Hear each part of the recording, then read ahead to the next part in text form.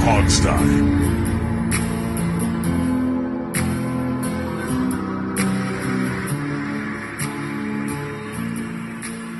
Hey everybody, and welcome to this week's episode of The Hogstye. No quarantine joke for me this week, so there's that. Progress. With me, we got Jamal, we got Steve, and we have a guest again. This week's guest is Jordan Reid, senior draft analyst for the Draft Network. He's a former Division I quarterback coach and recruiting coordinator. He also has his own podcast. It's called Locked on College Football Podcast. You can find that on Twitter. You can find him on Twitter. Jordan, I also want to say, I love how you handled the Redskins firing of the other Jordan Reid. You really kind of just embraced all the people, coming after you. That was great. I appreciate that. But first and foremost, I want to thank you guys for having me on. It's definitely a pleasure being here. And, I just love talking draft. And the Jordan Reid joke is something that was kind of foreign in the beginning, but, I have to embrace it now just because it's really hard to differentiate which people are serious now and which ones are just playing. Right. It's kind of sad that people can't spell. Well, Right. Hopefully after 2 years, at least 2 years of this thing going on, they finally picked up on who is who. I just hope that's the case. Yeah. I definitely hope so too. And Steve, I think the spelling joke was a shot at me, but maybe that's just because of No, it wasn't. It was that our Jordan spells his name with an I, and the tight end Jordan spells his name with an E. Yes, I know. Yeah, it's not that complicated. Yeah. Well, let's jump right into draft stuff, Jordan, because we know you're time limited here. So let's start with Tua. Tua is on the minds of a lot of Redskins fans because the Redskins are at least pretending to be semi-interested in him, probably for purposes of trade. I don't know, but you're our quarterback guru. To me, he's very injured all the time with all sorts of things. So number one, is he worth a number 2 pick from a medical perspective? And then number 2, what is your evaluation of Tua, and is he good enough that the Redskins should consider dumping Dwayne Haskins for Tua?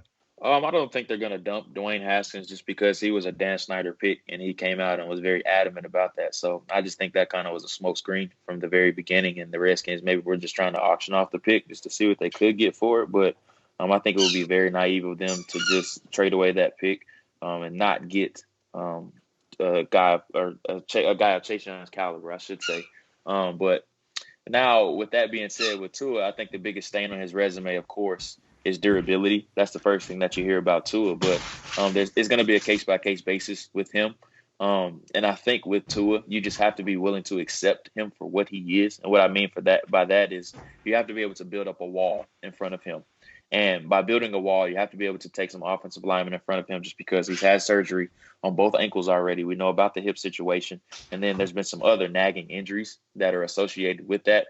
But with that being said, I would be fine with investing the top 5 pick in him just because of the supply and demand factor with this draft class. And we hear about the top 4 with Joe Burrow, who's probably going to be the number 1 overall pick, Tua, and then Herbert and also Love. I think the definite top 2 in that group are definitely Burrow and Tua. It's just a matter of you have to be willing to accept Tua for what he is now. What does he offer as a player? I think leadership is the first thing that I think about with Tua, and then accuracy. And I think he kind of was demoralized a little bit as far as the weapons he had around him, but you have to have people around him in order for him to succeed, but he's not a quarterback that can really galvanize an entire offense as far as being able to keep our ship afloat. You have to have really good surroundings around him in order to see his exact potential, but I'm a big fan of Tua. So let me ask you about where Haskins would place in this draft if he had come out this year instead of last year. Obviously you got a lot more big-name quarterbacks, I think, this season or this draft.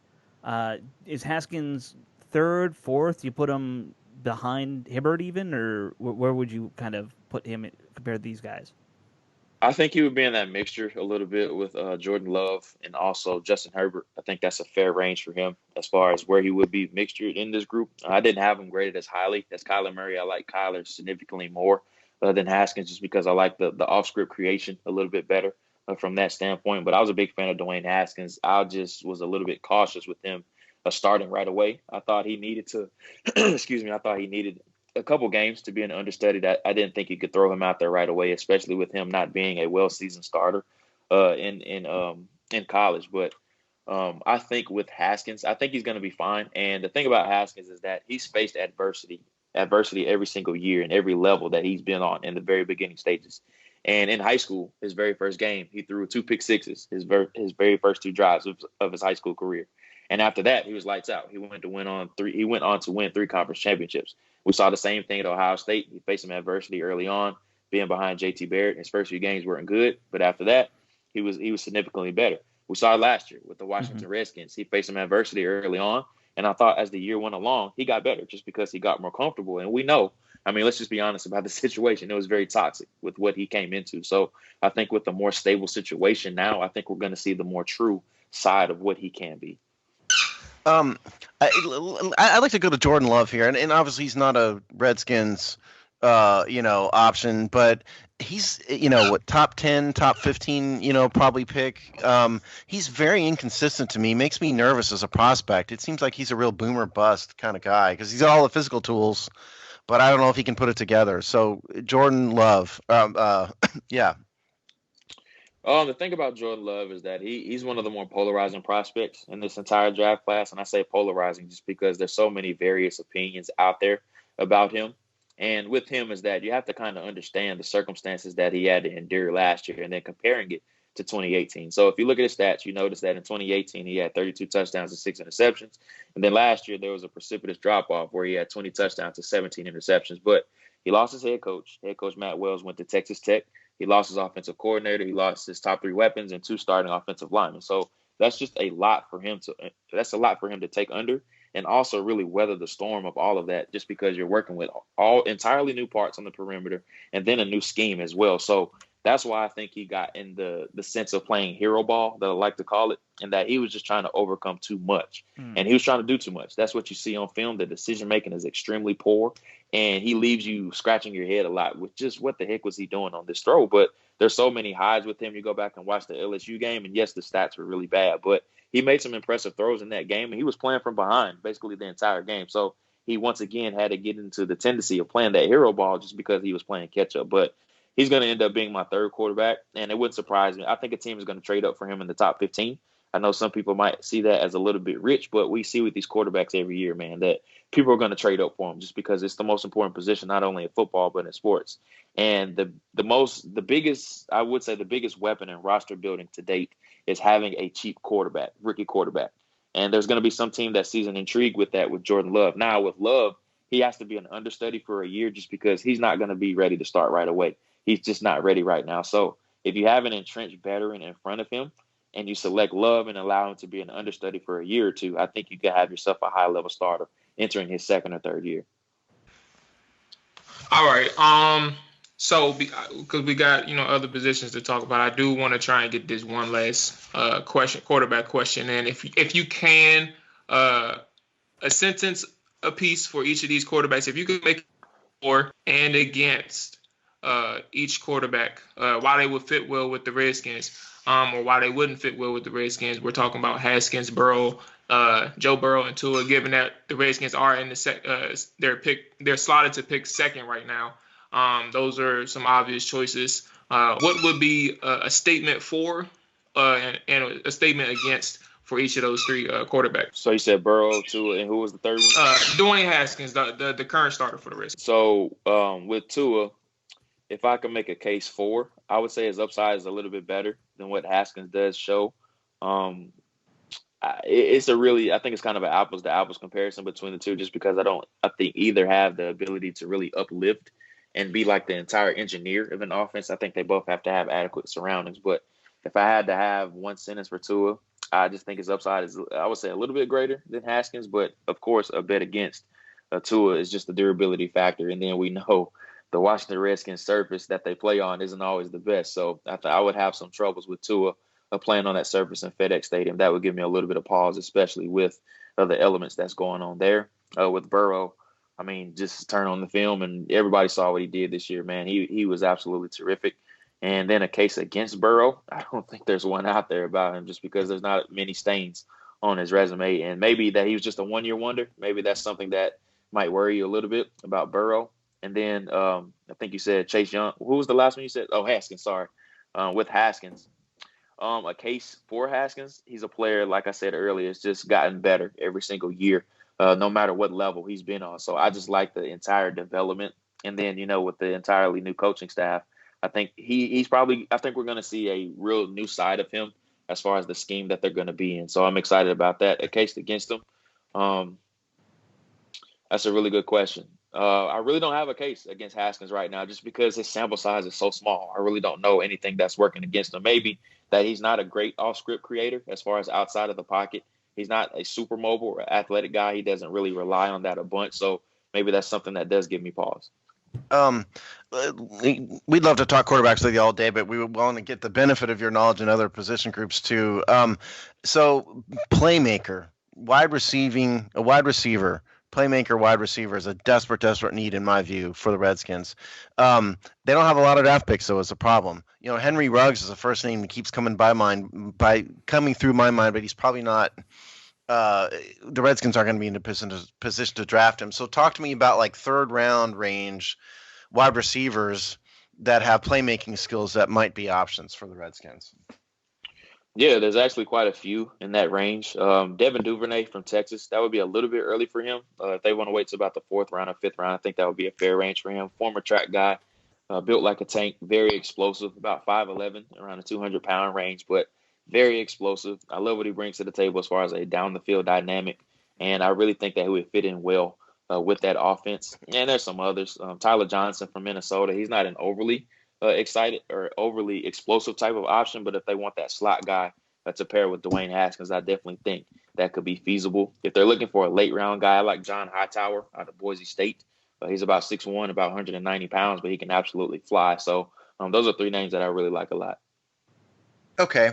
The other position, I think there's a huge desperate need at is obviously left tackle. Assuming that the Redskins go Chase Young in round 1 and don't trade down, they're stuck with either maybe a 2nd or 3rd round pick they get for Trent or just flat out 3rd round. So, the goal would be to find a starter. I don't know if they can do that outside of the 1st round. So convince me or not that there are day 1 starters available at left tackle outside of round 1.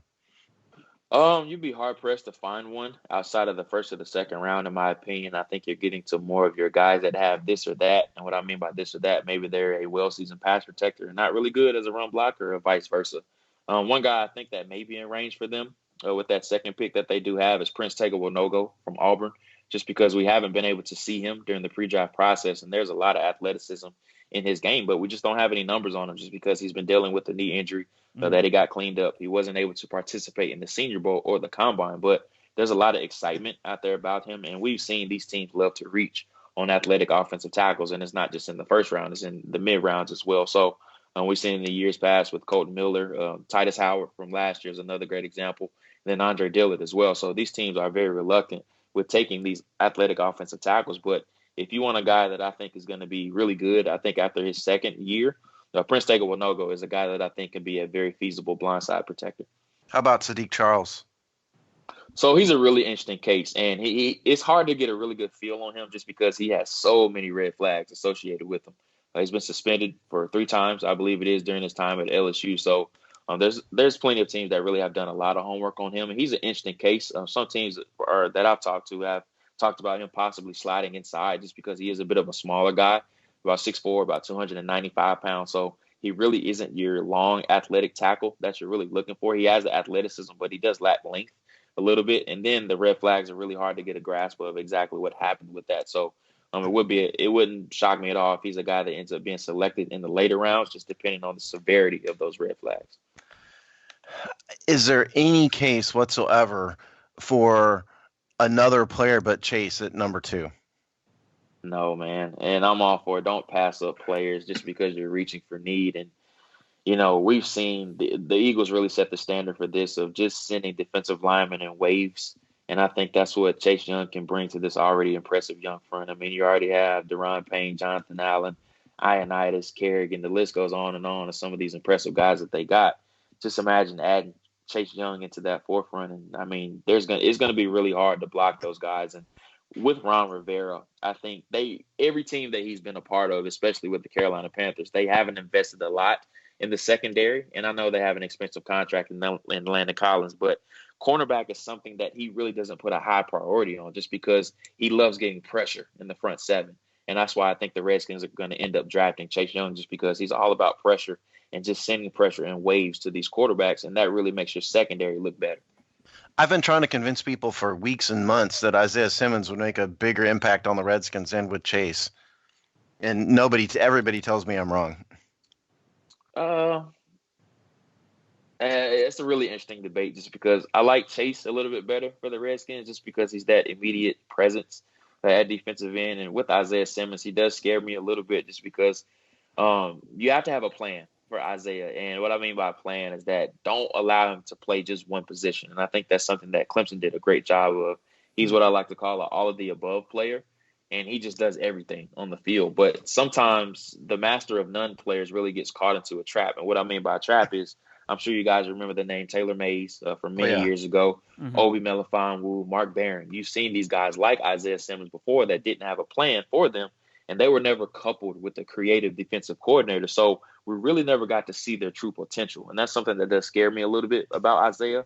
That's why I say he has to go to a team that has a clear, distinct plan for him, but also a creative defensive mind as well. Well, I mean, I do think the one nice thing about this new Redskins coaching staff is they have some creativity on the defensive side. Yeah, absolutely. Taylor Mays is a guy whose career was wasted, in my opinion. You're our quarterback guru. So one thing I think we've all on this show at least identified as a need for the Redskins is a back of the draft developmental guy, developmental quarterback. 6th, 7th round maybe they could use a guy like this. Me in my amateurism, I think guys like maybe James Morgan, Jake Luton, Cole McDonald, somebody like that might be a good kind of back of the draft guy. Mm-hmm. I might be totally wrong. What do you think? Yeah, I think those three names, I think you're spot on with those three guys. I think Morgan and Luton are probably the two top guys for me. I think Morgan will probably go in the 4th or 5th round. I think that's a fair range for him. And I think Luton will probably go in the 6th or 7th round. So I really like both of those guys. Morgan has really caught some steam here lately. He was going to be a late round gem for me a couple months ago, but he's really starting to see his stock surge. So I think he'll probably go in the 4th or 5th round. McDonald is a really interesting one. I'm not a huge fan of him just because of the offense. I think was kind of a crutch to his development, and you just see him. He's just throwing moon balls everywhere. That I like to call it. They're just throwing the ball all over the yard. So his development really wasn't seen like it should have been. So I like the other two significantly more better, and Morgan and Luton. Another guy I would like to mention, he just slipped my mind. Blake Barnett from South Florida is another guy that kind of has a little bit of excitement. That I would like to mention if you're looking for an undrafted guy. And then Brian Lewerke from Michigan State, he had a really high season in 2017, but he really hasn't been great after that. So for obvious reasons. So those are a couple undrafted free agents that I think should be priorities as well. One guy that's really intrigued me is Jalen Hurts. He's not a Redskins candidate, but I just didn't like him at Alabama. I didn't think he was a very good quarterback. I didn't even think he was really much of a pro prospect in terms of arm and ability to throw out of the pocket and reads and all that stuff. But he's improved dramatically at Oklahoma, so it seems. So what do you think of Jalen Hurts as an NFL prospect? I like Jalen, and just getting to know Jalen a little bit throughout the process is that however you see Jalen on TV, he's exactly the same way in person, and it carries over into the game.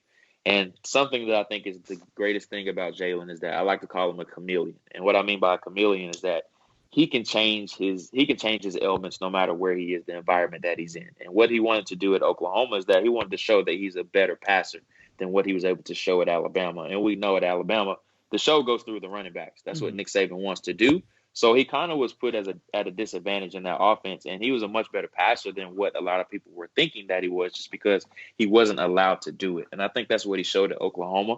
Now, the thing about Jalen is that he's going to struggle making some tight window throws with him, and he's never going to be a guy that's going to be able to fit the ball in very tight windows, but you have to incorporate some quarterback design runs in there with him as well. And the team that does invest in Jalen, you have to go all in with him. And I think all in is similar to a Lamar Jackson type of way. Not saying that the scheme is going to have to be the same, but you have to be able to go all in as far as a skill set and what exactly does he do well.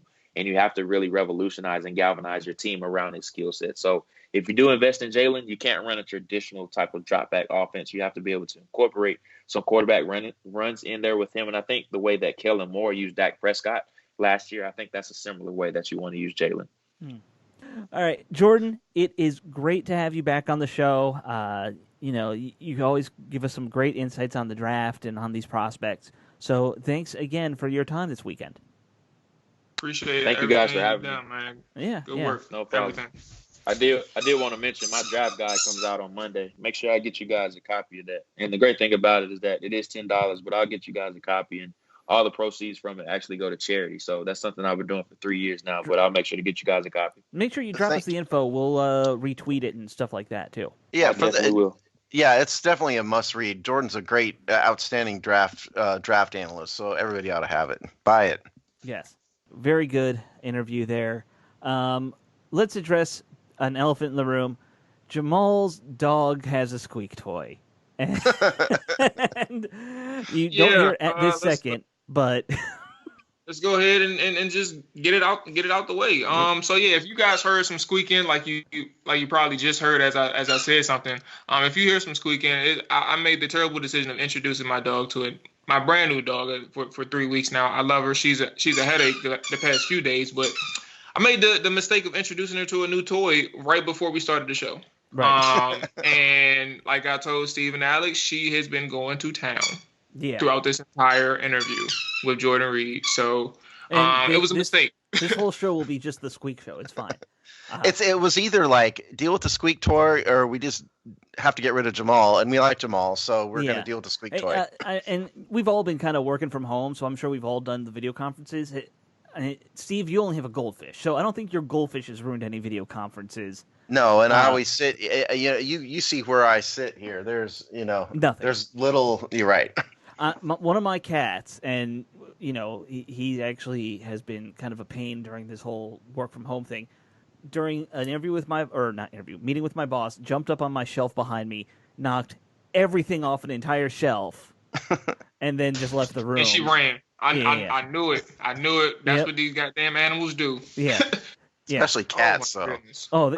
Cats love to cause trouble. So I might as well spit it out since we're talking about this. I got a vent. I got a vent because it's very similar to what happened with me. On a much more serious degree, this goddamn dog.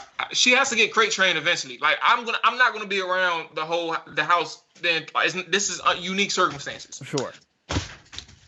3 days ago now, I leave her, you know what I'm saying? I step out of the house for a few hours. I come back, you know what I'm saying? And the room that I leave her in, she done tore the carpet up off the floor. Like literally ripped the carpet up. Wall-to-wall carpeting? Yeah. Formerly wall-to-wall carpet.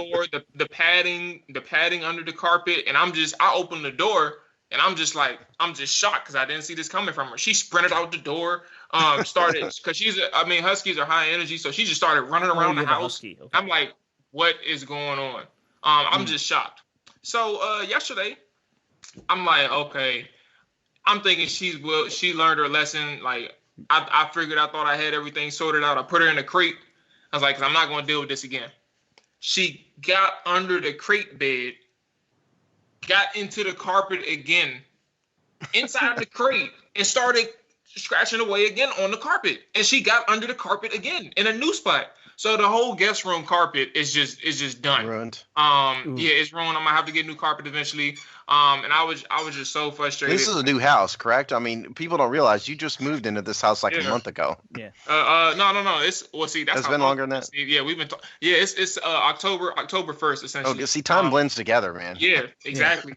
So yeah, now especially these days, but yeah, I just moved in the house essentially, but I don't like that guest room is always clean prior to the dog. That was her room now, but she didn't destroy it. See, this is your fault though, Jamal, because Huskies are famous for this kind of thing. You should have known this going in.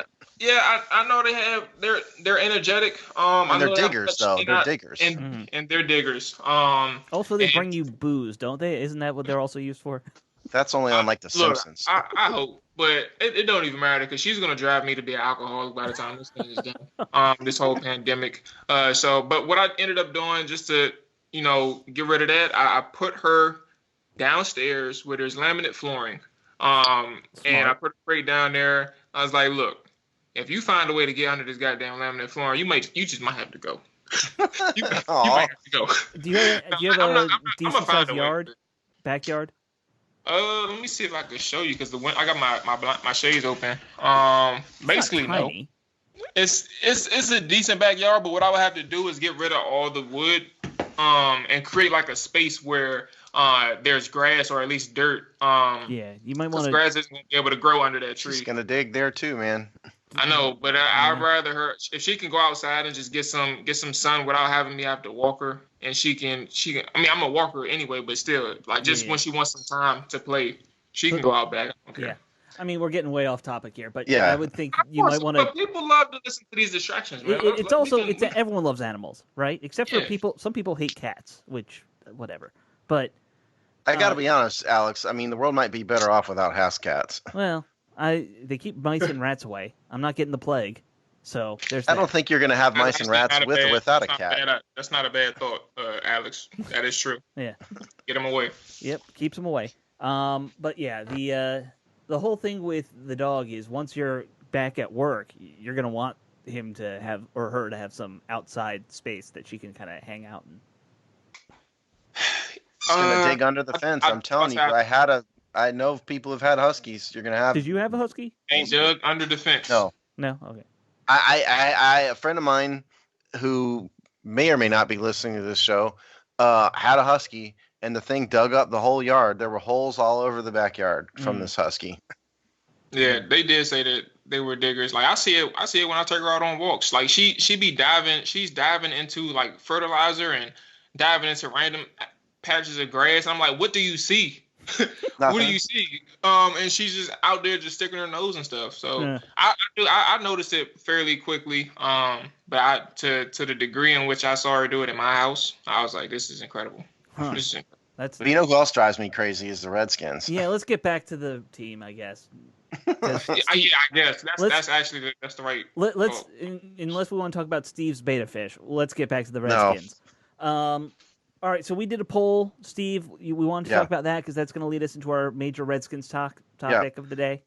Okay, yeah. So this did not get a ton of votes, so this wasn't one of our best topics. But we can't win them all, people. And there's just not a lot to talk about. It's harder than you think. A lot to talk about right now. It's harder than you think to do these polls every week.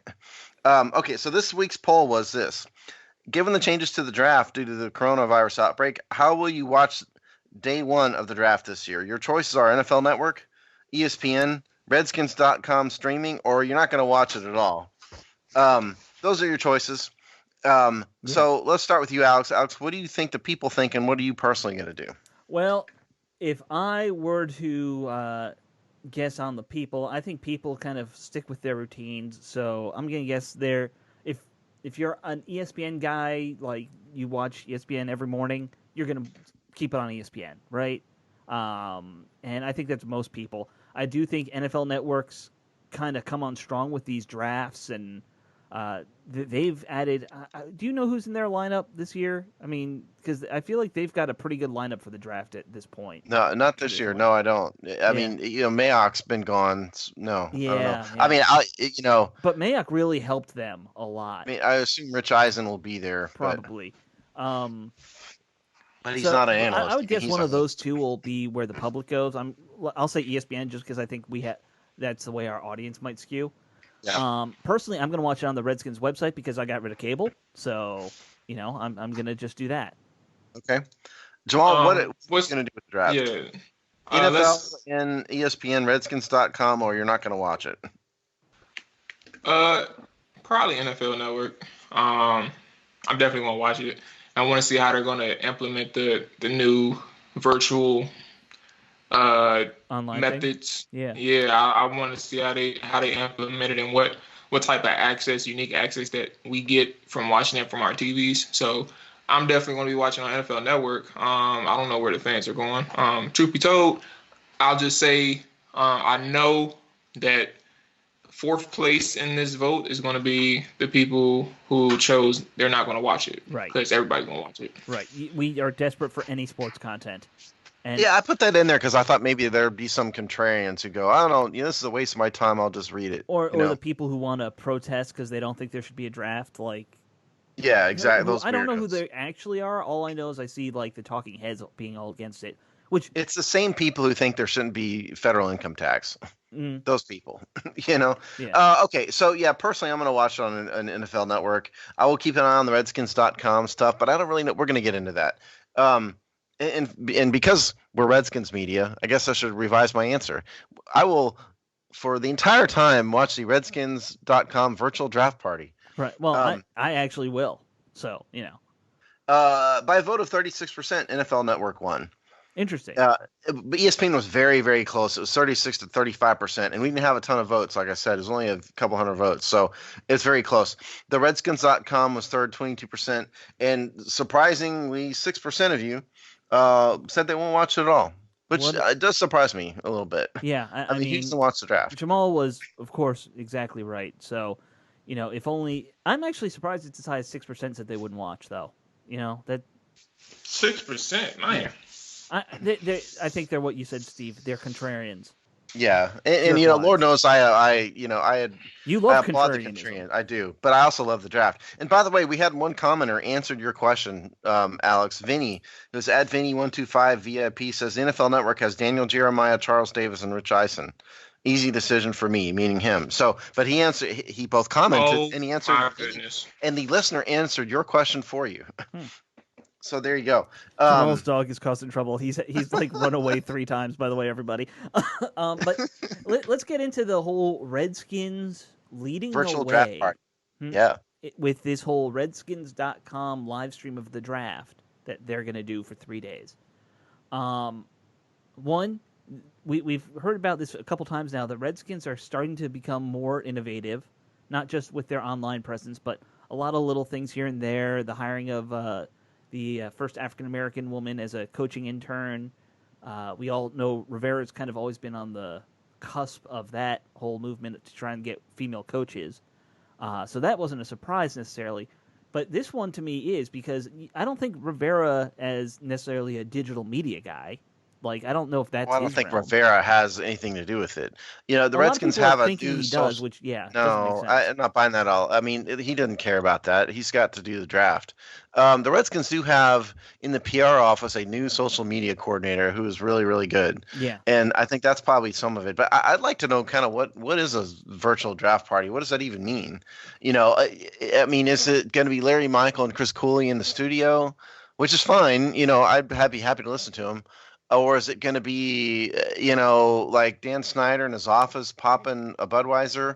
I mean, what does a virtual draft party even mean? And that's not really explained. Here's the one interesting part. They did announce in the press release that Dwayne Haskins would participate. Right. Now, that has to tell you that the Redskins aren't drafting Tua, because can you imagine them celebrating the first round draft pick with Dwayne Haskins right there saying, "Oh yeah, here's your replacement." Right. So maybe that means they know that they're not drafting Tua. It would be the most Redskins thing to do, though, wouldn't it? It's Of like, course it would. Here to announce the number 1 pick or the number 2 pick, Dwayne Haskins. The Washington Redskins are taking Tua. What? Son of a bitch. Yeah. The main thing I want to see come out of this virtual draft thing is I want to see like someone run into the camera background in their underwear in somebody's house on national television. I think that would be funny. Well, I don't know what Kyle Smith's wife looks like or anything like that. Whoever, I don't know who any of them live with. I just want to see like a huge mistake like that. Well, happen. It would be funny, yes. Yeah. But I'm kind of looking forward to it. I feel like because of my job, I'm all about new technology being implemented, AV, digital media, live streams, things like that. I love that the Redskins are doing this. I'm going to watch the whole thing because I want to get some behind-the-scenes takes. Like, I want to hear the thought process for that 15 minutes or however long it is that they're sitting in the war room, even if it's virtual.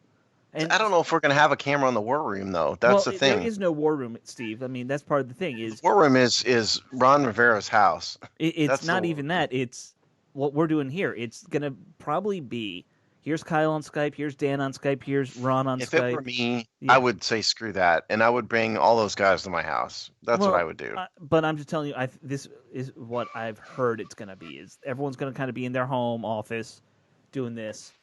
And I would have like 5 guys in my kitchen with laptops. That's what I would do. I mean, I think that would Well, be I fun think too. 5 guys is within the safety guidelines anyway, so you should be all I right. think the NFL put out their rules, and that's kind of And that was Jamal yelling from across the room, by the way, trying to deal with his dog. In case for those of you who wondered what that was all about. Yeah, this episode has been very interesting. Give us your dog's name. We're gonna name the whole episode after your dog.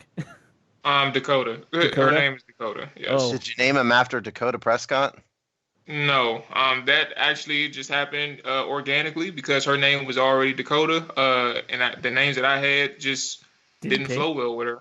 Yeah. So I was like, might as well just keep calling her Dakota, and sometimes we call her Dak for short. So it does happen organically, and I have Cowboys fans who actually get on my nerves. So I would imagine so, because you do live in an area that there are a lot of Cowboys fans. Yes, unfortunately. So you know how it is, Alex. Yeah, I do. Yeah, but so that's the draft. I mean, we'll see what happens. I'm curious to see what it is. I'm curious, but not that curious to be. I'm curious to see what it is, and this will be the first year, so I'm sure there will be some bugs. I'm curious to see if when things get back to normal next year, do they keep doing this? Because I think it's a great concept. No, of course not. Well, they have sponsors, they have events.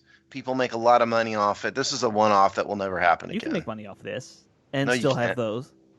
How? You get advertisers who go in between, just like with a normal TV show. The Redskins historically either they like to get crowds together. Last year, Jamal went to the thing last year. Remember? And I've gone a couple of years. Yeah, it's great. Yeah, but the last years they had it in like a club or something, right? Where was it, Jamal? The Anthem. It's kind of like a concert setting, venue setting. It was actually pretty good, surprisingly. Because I don't like the big crowds on like draft days and stuff like that. But we had the opportunity to cover it, so I went. It was pretty entertaining. Yeah, I remember that one wanting to go, but it was my wife's birthday, so I really yeah. But here's what the thing is. In my mind, you could go back to doing it at the Anthem. It's very easy to do a webcast from the Anthem. They're pretty much set up with their own studios that you could just broadcast. Well, you could do that, yeah, sure, but it's not going to be a virtual only anything. I mean, they want to have. I don't think it shouldn't be virtual only. I'm saying it could be something else you're providing. Okay. Well, one thing they need to avoid is the idea of having like a Zoom thing or whatever it is, where it's so many fans joining. That would be a terrible idea. Only because it would be completely hectic. Like some sort of virtual fan gathering. It's going to be hard to do because there's so many. For all teams, it's going to be so hard to do. Well, you may have to just like individually organize it, like from a fan perspective, like have your group of fans like host something where hundreds or something can like Periscope, something like that. I don't know. But I'll explain how you do this because it's what I do for a living. So, yep, you're going to have 2 separate conferences going on at the same time. First, you're going to have whatever this Zoom concept is that they're using for the actual NFL draft. They're going to have that. You're going to have an internal video conference for just the teams because, the teams have to talk amongst themselves, and if they're not letting everyone be in a room, because that's what the NFL's saying. So you're going to have a NFL Network broadcast. You're going to have every team's individual Zoom meetings or Skype meetings, whatever they want to use. And then you're creating a live stream. And so all you really do is take that team feed, stick it into a webcast feed, which is what I do for a living for the government, and you broadcast that out, and that way thousands of people can watch one way while the team all interacts with each other. That's our This Week in Boring IT Garbage segment, folks. AV, not IT. Steve looked so disappointed and uninterested while he was explaining that, but I understand. Look, we gotta cover all our bases. This is actually gonna be pretty important when the draft comes around, so we can figure out like what to expect. Right. So, Alex, I appreciate that information. I'm not joining any Zoom parties. I'll tell you that much. I'm gonna be watching on my TV and tweeting, tweeting. Don't use Zoom because Zoom is like crazy vulnerable to being like hacked. I don't even want to join a live party, much less a virtual party. That's literally what I was about to say. Or not the live party. And forget about LAN parties. Do not invite Steve to your weird fetish LAN parties. Well, I'm busy that day. You invite me to a party, I'm busy that day. That's what the odds are. Can we please talk about some football, for God's sakes? I'm all done right. with We this. can get back to some football. Thank God. I mean, it's been a quiet week for the Redskins. We know that. There has been a lot of talk, though, about Dwayne Haskins, and it seems like there's been a big debate about his online activity lately, and just how focused has he been on everything going on, because the Redskins should be in OTAs right now, obviously, and you can't get reps right now, which he really needs. So, well, the big topic is that Dwayne blocked one or all of the 106.7 The Fan. Yeah, there was that guys. too. I saw Yeah. that. I mean, I guess to me, some people applaud it. There's fans of 106.7 and there's people that hate him. There's a group of Redskins fans out there that think that the 106.7 crew, generally speaking, tweets Dwayne poorly. I don't know. I mean, I think a lot of what Chris Russell says is just to get attention, and some of it you shouldn't take seriously. But if Dwayne were sitting here, what I would advise him to is just ignore it. Right. You're a public figure. People are going to talk, say good things and bad things. People say good things and bad things about us, and we're not public figures at that level, but we utterly don't care. Right. And Dwayne should utterly not care either. It's not that it's – I just think it makes him look more sensitive than is really necessary by blocking people. Just ignore it. Who cares what they say?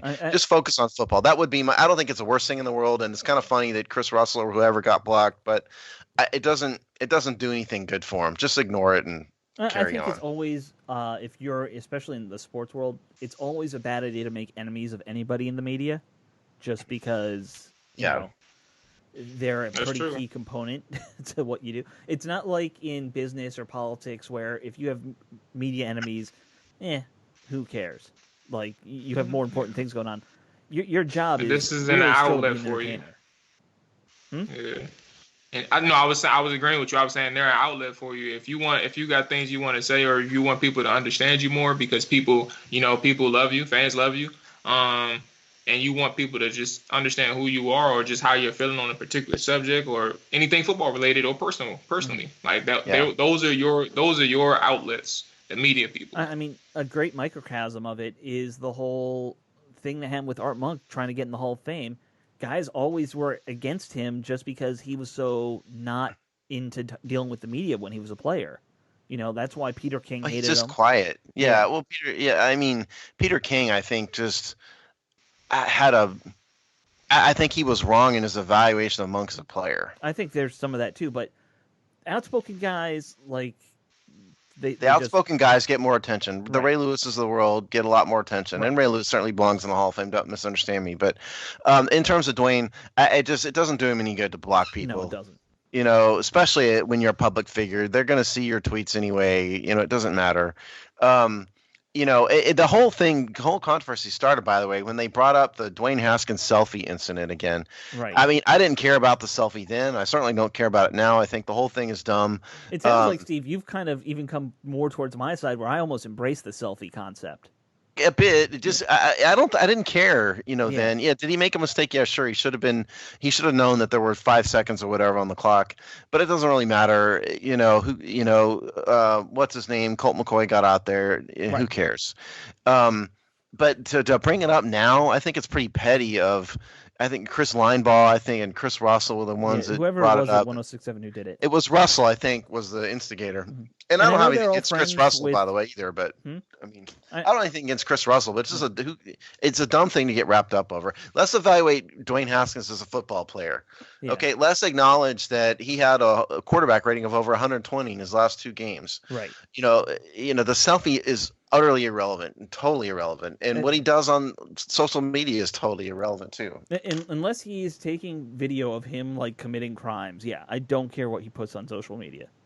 Or if he can, like Antonio Brown's it, that's one thing, but he has not even got close to that. Notice Antonio Brown is now a verb. Yeah. Well, and who was Jameis Winston posted videos of his workouts and was getting made fun of because of how dumb they looked. I don't know if you saw that. Man, Jameis Winston doesn't have to worry about none of that stuff, because the guy has been See, there we go. I can't. This show's cursed. I can't catch a break. Yeah, but Jameis, you know, he's a guy who he probably had access to a gym before this whole Corona thing, and he still probably did the same workouts that he's posting right now. Like, that's how country he is. He don't care about none of that stuff, and it's funny. It is funny. His workouts are hilarious to look at, and just seeing how he works out because he's unorthodox as a person in general. Right. So he's just so country. It don't even matter. I'm just not a Jameis Winston fan. I think he's a knucklehead. But you know, I don't know. I can't get behind Jameis Winston. All the stuff he's done and said. You disagree, Alex? No, I'm not a fan of his necessarily, but the fact that Derek Carr or David Carr, whichever lesser Carr brother, you know, was the one making fun of your sack drills. Dude, you still hold the record for the most sacks in a season. Like, well, he wasn't wrong though. It was a weird drill. It was, but like, this is not the guy who should ever be critiquing how anybody prepares to avoid sacks. Hey, you know, David Carr, it wasn't his fault. I mean, that offensive line was horrible in the for the Texans in 2002 or 3 or whatever. It was, but he even like after that, he still. Let me ask. I got to ask you a football question, and I think about this because we need some football talk. Yeah. But what I noticed this week is it looked like Dwayne and Darius Geis were working out together. Did you see this? I did not. They posted some stuff together. So I mean, I wonder. What is going to? I guess we need everybody's opinion on the running back contention. You know, is this the year that Darius Geis puts it together? Is this his last year here? I'm not necessarily convinced in any of these guys that they brought in. They all have some talent, but there's not like a clear cut. Oh my God, here's the front runner. Unless Bryce Love is healthy. If Bryce Love is healthy, he's the best without a doubt. So I just kind of wonder what y'all think about the running back group. I'll be quick with mine because you kind of hit it on the head when you tried to talk about Bryce Love. You said if he's healthy, and that's the issue with the entire running back group. If they're healthy, like this, that's always been the story. You don't really. That's why you brought in Peyton Barber. That's why you brought in J.D. McKissick.